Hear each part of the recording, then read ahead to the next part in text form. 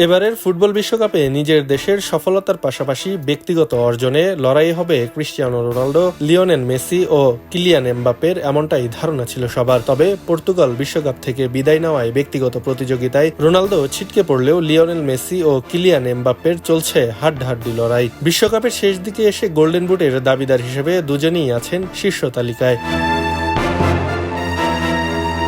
গতকাল কোয়ার্টার ফাইনালে মরক্কোর বিপক্ষে গোল করে এমবাপ্পে এখন মেসির সমান ৮ গোল করে গোল্ডেন বুটের দাবিদারের তালিকায় শীর্ষে উঠেছেন। গতকাল নিজে গোল করার পাশাপাশি ওসমান দেমবেলের গোলেও অ্যাসিস্ট করে ২-০ গোলে ম্যাচ জয়ে রেখেছেন গুরুত্বপূর্ণ অবদান। এখন পর্যন্ত ৮ গোলের পাশাপাশি ৩টি গোল অ্যাসিস্ট করেছেন এমবাপ্পে, আর সেটি তাকে নিয়ে গেছে শীর্ষস্থানে। অন্যদিকে মেসি সমান সংখ্যক গোল করলেও দ্বিতীয় অবস্থানে রয়েছে তার নাম। তবে আগামী রবিবার সুইজারল্যান্ডের বিপক্ষে কোয়ার্টার ফাইনাল ম্যাচে নিজের গোল সংখ্যা আরও বাড়ানোর সুযোগ থাকবে আর্জেন্টাইন অধিনায়কের সামনে।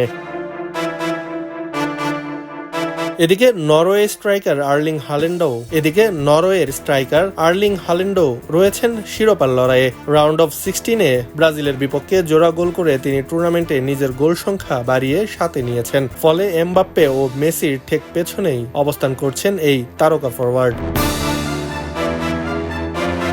টুর্নামেন্ট যত এগোচ্ছে গোল্ডেন বুটের লড়াইও ততই উত্তেজনাপূর্ণ হয়ে উঠছে। এমবাপ্পে, মেসি, হালান্ড সহ একাধিক তারকা এখনো প্রতিযোগিতায় থাকায় টুর্নামেন্টের বাকি ম্যাচগুলোতেও শীর্ষস্থান আরও কয়েকবার হাত বদল হতে পারে। আব্দুল্লাল বাকি, খবরের কাগজ। নিখাত, নির্ভীক, নিরপেক্ষ।